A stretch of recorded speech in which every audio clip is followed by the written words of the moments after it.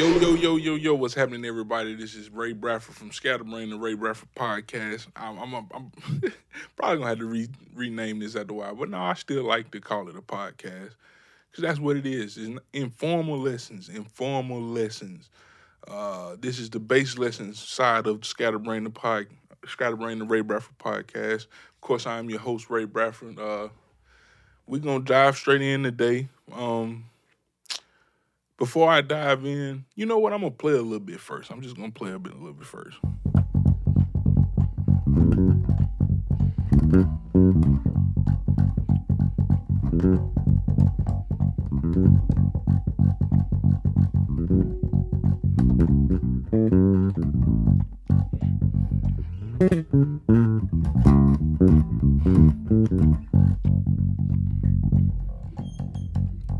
My bad, anybody listening. I just moved the mic.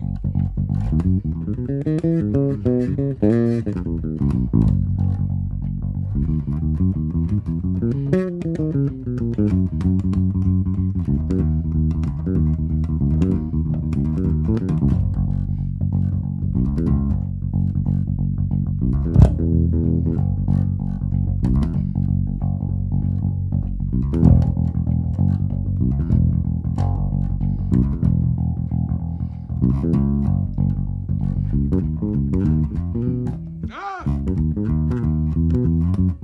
Oh, I gotta work that one out.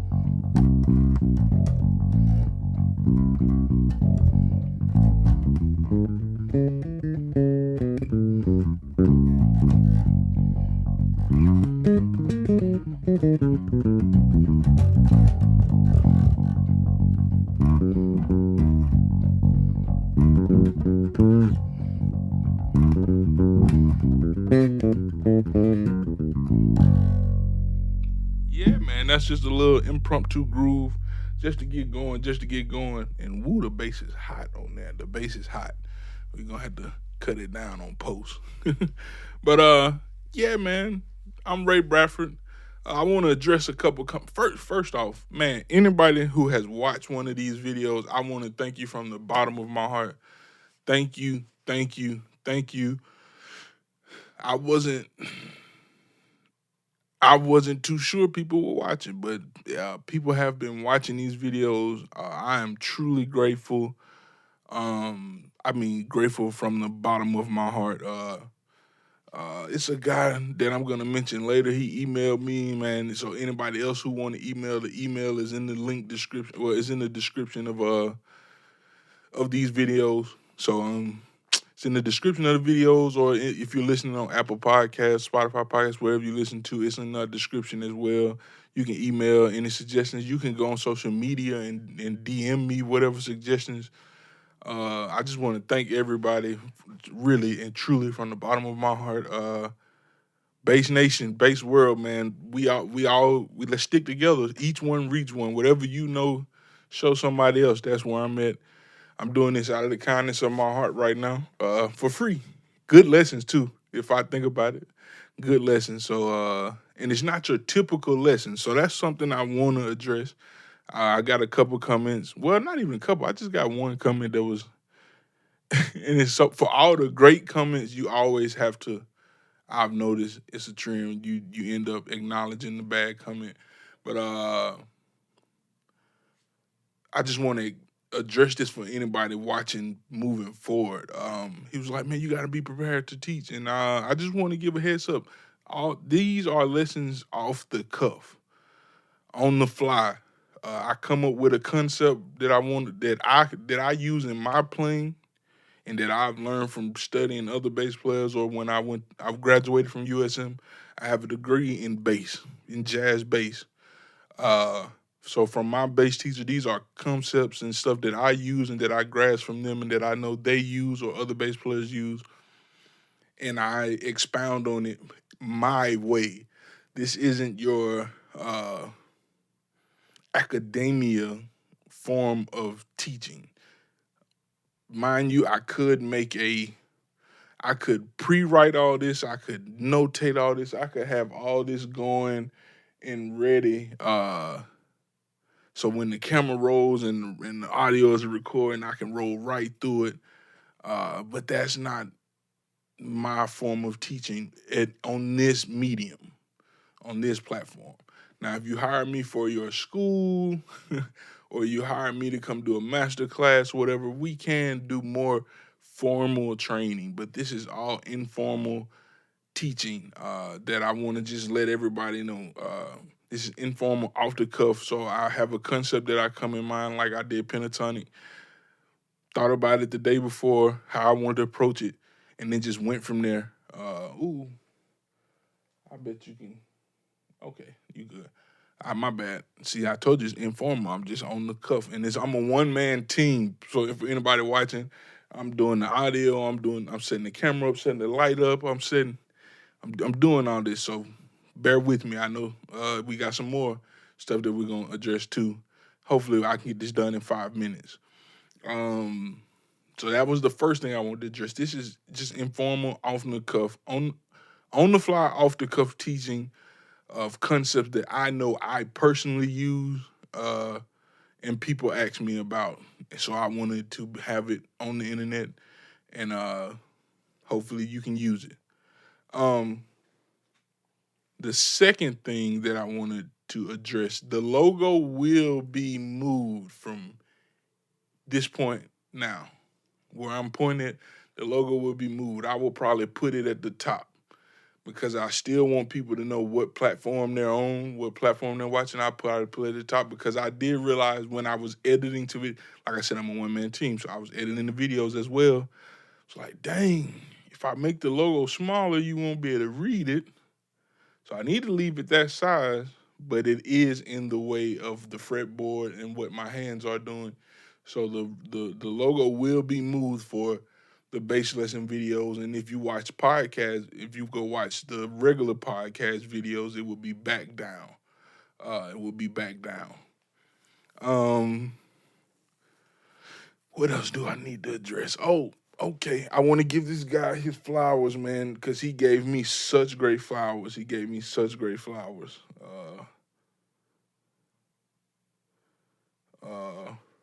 Rayon.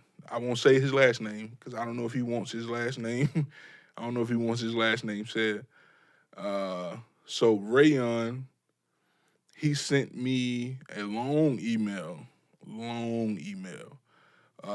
And I just want to say thank you, brother. Thank you a ton. Thank you a ton. And if you want to reach me, anybody who wants to reach me, my phone is finna ring. Anybody who wants to reach me, you can email me. The links are in the description. Or if you want to hit me on social media, any social media, TikTok, Twitter or X, Facebook. I have a personal Facebook page, Raymond D. Bradford, and then I have a artist page, which is Ray Bradford. You can do either one of those. Instagram, IG, you can hit me on there. I did have a Snapchat at one time, but Snapchat is it's a little land of the lost. There's some bad things that can go on there, so I let it go. But Rayon sent me 2 emails, and I'm gonna address this next lesson. So he said, "Hello, Ray. I want to introduce myself first before requesting the topic. The topic I'm requesting is modes and how to use them. I appreciate it. So that is a topic that I will be addressing, modes and my approach. It's some academia in my approach, and it's some on the job training, learning that I use now for modes. I think I discussed it in either the first or second. I discussed like a small detail, and I'll say it right now. Modes aren't anything but if we're in C major, so it's 8 notes in all, but 2 of the notes are the same, right? C and C are the same. So those 2 are the same. But it's 7 notes, right? So we'll say 7 separate notes. All the modes they represent 1 to 1, 2 to, if you start on 1 and end on 1, that's one mode. If you start on 2 and go to 2, that's another mode. 3 to 3 is another mode. 4 to 4 is another mode. 5 to 5 is another mode. 6 to 6, 7 to 7, and then 1 to 1. Again, so that would be the same one as the first one. But those are what modes are. Now, how to apply them is the trick, because then it becomes something called chord scale relationship. So if I'm playing C major, what scales or what modes can I play over C major? Of course, I could play C major over that. But I could also play 6 to 6, which would be the natural minor.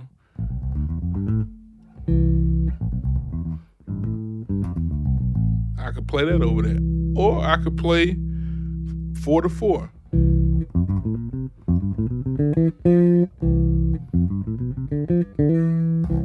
I could play that one. So you just need to know what modes you could play over everything. So like, or if I'm in the key of C and then I play 4, which is F major, what modes could I play over that? Of course I could play 4. I could play that mode. It's names for each of these modes, but I don't want to confuse you with the names right now. I'm just trying to give you examples. Or I could play the natural minor. I could play that one. Or I could play 1 again.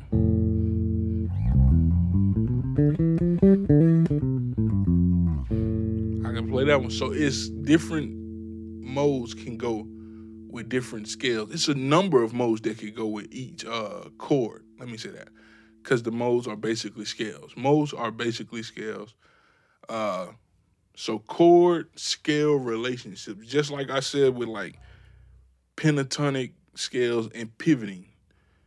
It's the same. It's something that goes with something that you pair together, and boom. So chord scale relationship, and we'll talk about that. I don't want to say next week, because I think next week I'm going to have a guest on, and we're going to talk about some stuff, bass playing and stuff. And then, so it may be in the next 2 to 3 weeks, I'll be talking about modes. Hold me to it. This week, I want to talk about, see, I think I may have said it in the last lesson where I was like, I'm a percussive player. So that's why that impromptu groove I did at the beginning was like that. I just wanted to show like the quickness of the right hand. And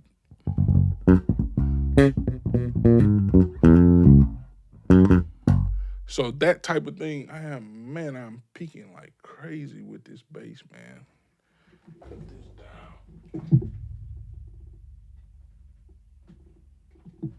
down.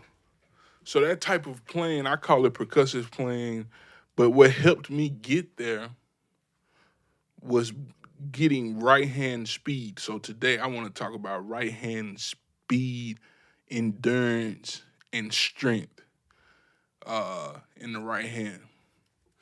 So that's what I want to talk about today. We want to talk about the right hand, these 2 fingers, man. So any exercise that I've shown you, it's always good to alternate the right? Alternate the right hand. That's what I've been preaching since we started. Do everything and alternate the right hand and play with a metronome. Start at 40 or 50 BPMs, at the quarter note, and work your way up. But in that, you can always do more to strengthen your right hand.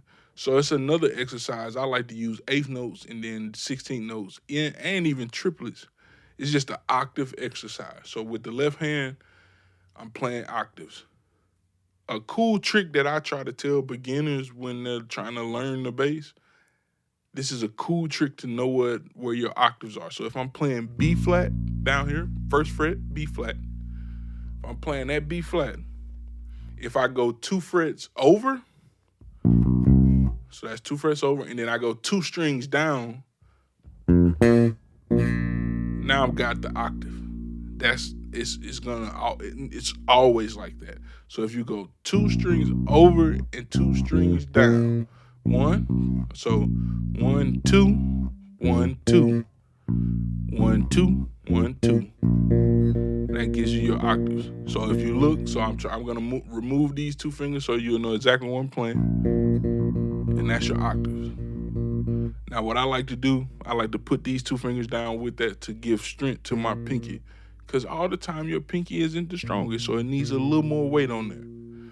And this exercise that I do is just moving each moving. I'm just gonna play from B flat to A on the double dots, and all I'm gonna do is go 1 and 2 and 1 and 2 and 1. So that's low, high, high, low, low, high, high, low, low, high, high, low, low, high, high, low, and then I'm done. But I'm doing that to create speed.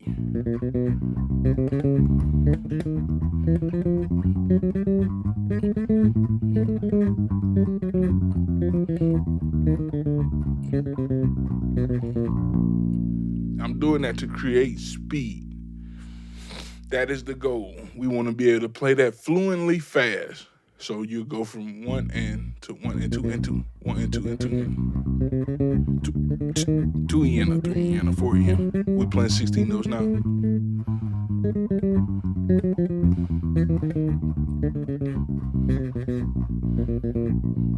That's all we want to do. So we start 1 E. Well, let's do 16. Say 16 notes instead of 8 notes. So 1 E and 2 E and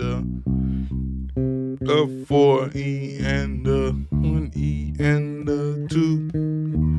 Low, high, high, low, low, high, high, low, low, high, high, low. So that's it. That's an exercise. And then you can take it and go to triplets.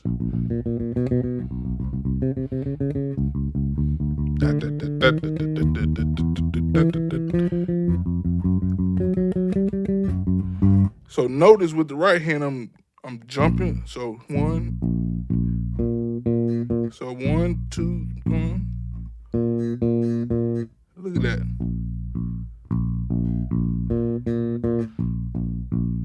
So the finger I start with is not the finger I'm gonna start with on the next string. So if I start with finger 1, I'm gonna start with finger 2 on the next string.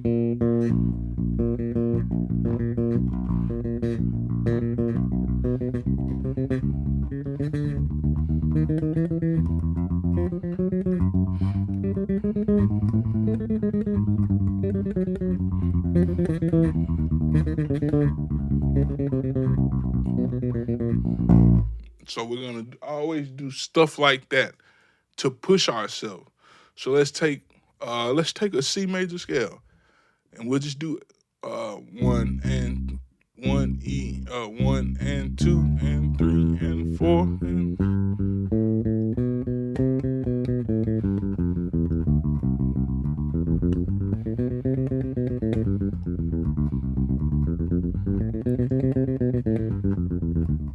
So that's another exercise.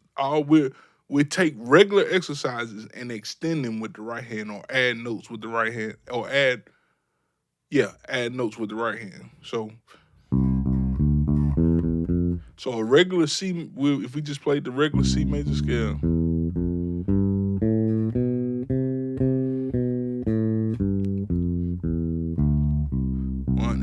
So 3 and 4 and 1 and 2 and 3 and 4 and 1 and so if I want to add the 8th note, here we go. And 2 and 1 and 2 and.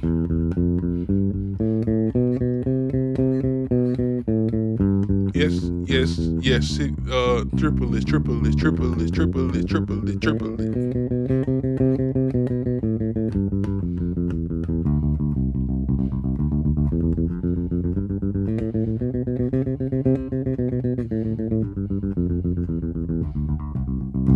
So after a while, after you've gotten that down and you've gotten the speed with your right hand going, you can add the speed to your left hand.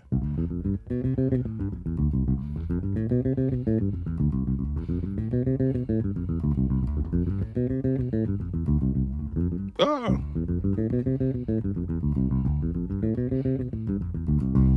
So there we go. Now you got the speed in both hands. You got the speed in both hands. But before you add this hand in, get this hand going, and then you can go from there. And see, we'll talk about the left hand speed without the right hand at another day, because you can do stuff like that to work on the speed.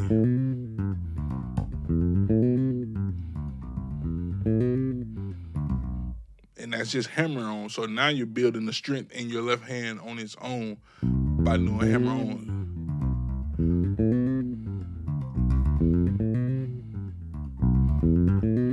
And now that's a whole nother exercise. But for right now, we just want to build a right. So you got the octaves.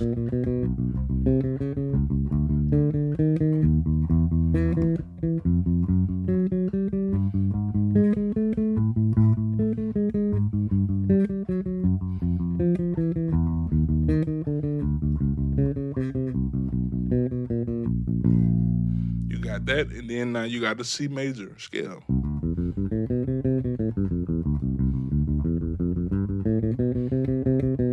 You can do that, and then triplets.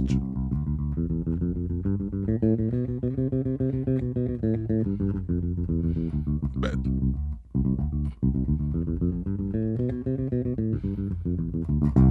and that's it. I think the week after next, if I don't do the modes, I want to talk about playing scales. This could go in modes. Playing scales in thirds, fourths, fifths, and sixths, and even sevenths, and that gives you a more tools in your bag. These are all simple concepts that you add together to make a big concept. But I wanted to talk about that right hand speed, and it's even without playing. Say you're a true beginner and you can't just add the left hand in yet. It's a string skipping. It's a string skipping exercise we can do with the right hand, where you just strumming with the right hand, or you can just do it straight down.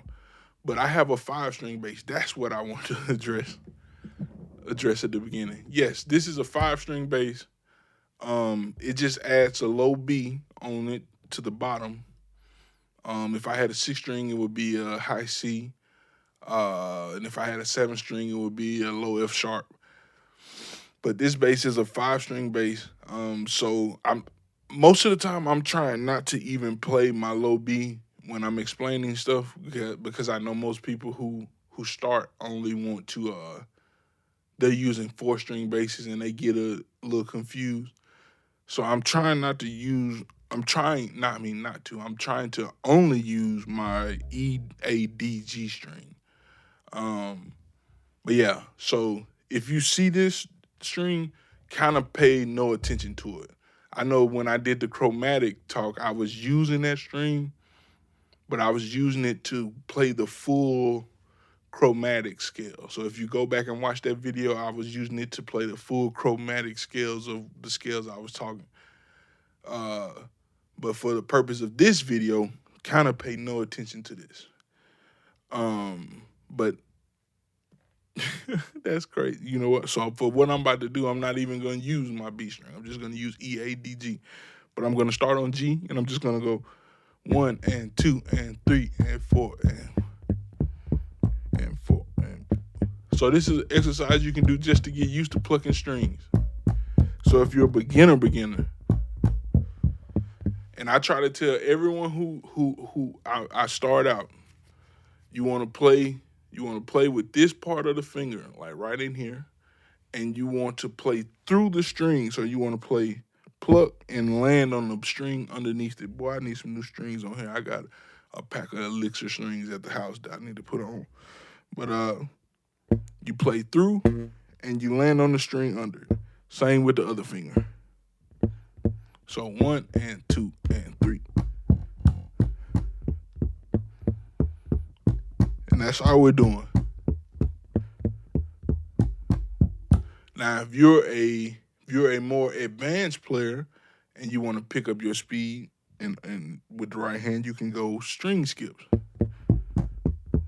So G, A, D, E, G, A, D, E, G, A, D, E, G, A, D, E, G, A.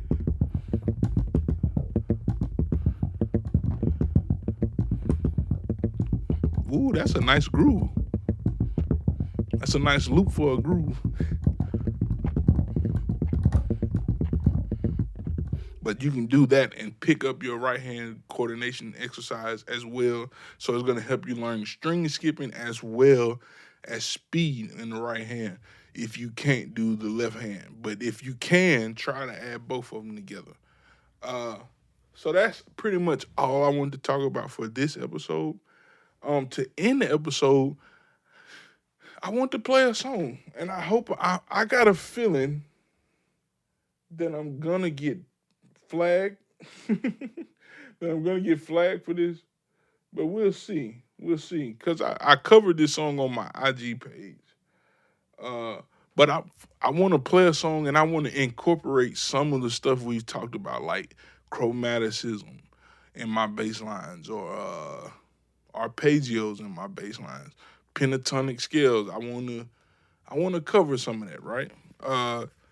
So let's do that. This song is by one of my favorite bands of today, is Chromeo.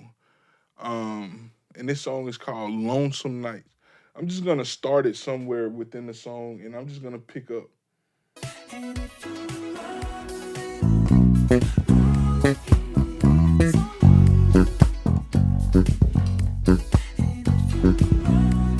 So if you notice, it's very percussive.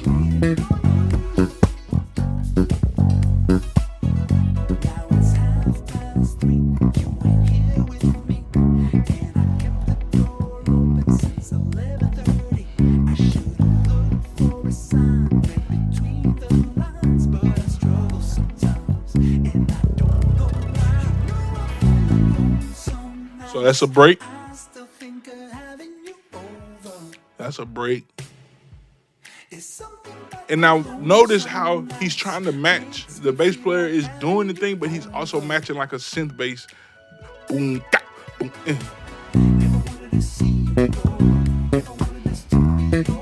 So with the octaves and all the little 16 notes that are dead.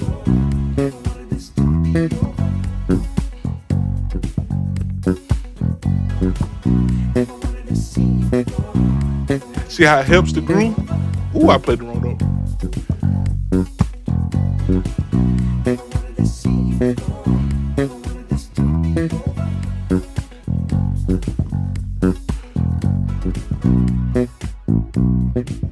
So I just wanted to play the groove one time to set it up. So now when I play it, I want to add some of the stuff that I'm going to kind of overplay. So just a heads up, I'm going to overplay, but I want to play to work in some of the concepts we've been working on.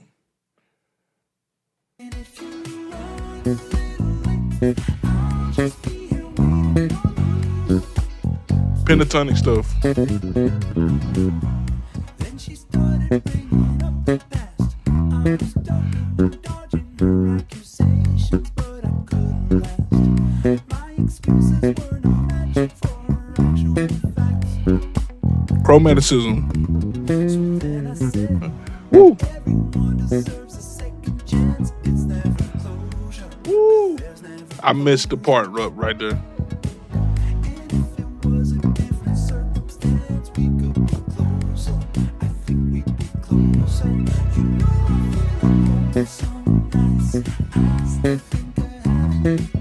Pentatonic stuff right here.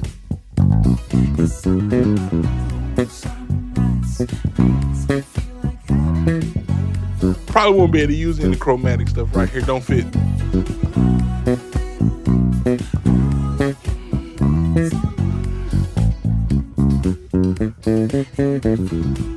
If you recognize that, that was arpeggio.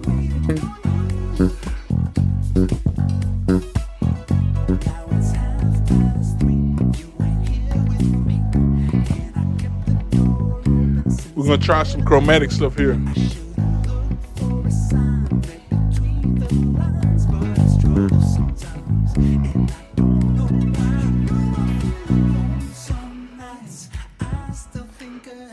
A major, try it.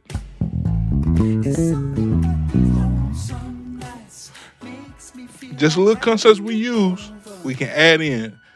Bass line.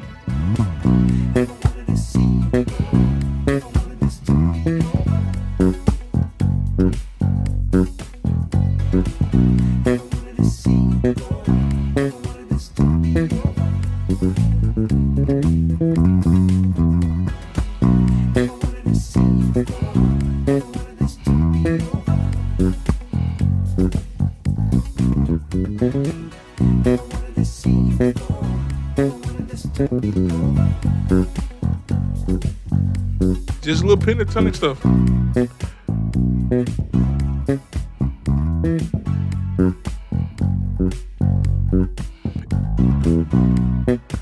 So what key pentatonic would you think this is? Would you say C sharp minor or E major?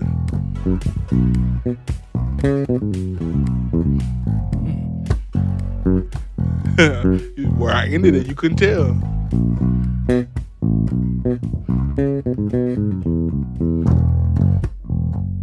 So you never know. But I would say I'm playing C sharp minor pentatonic stuff right there. That's in the comments. You can have it. You can debate. I'm not. Neither one is wrong in my eyes. But if you ask me what I'm playing a C sharp minor pentatonic right there. That's how I want to end it. That's such a dope song. So check that song out by Chromeo. It's called Lonesome Nights. Later on down the line, I'll even play to some of my records. Songs that I have that may not be released, but I want you all to hear. So, and I'll be explaining it, and I'll try to add concepts in. But if you notice, I tried to use every concept we went over. I tried to. The chromaticism threw me off. I tried to use some chromaticism earlier. When I went to that, it just wasn't the space for it. I could have made it fit. I could have did that and made it fit. I could have did that and made it fit, but that was a lot to make that fit. That's a lot to make that fit. So I couldn't really sneak it in, but I tried to use it here. So I tried to use that little chromatic walk down. I did the C sharp. I did that for pentatonic stuff. I did the A major triad. I did that. So if you notice, all of those little things are sprinkled in. So that's mostly every concept. And then the bass playing itself added to show, it was showing, the bass line itself shows that you need the speed to play the ghost notes.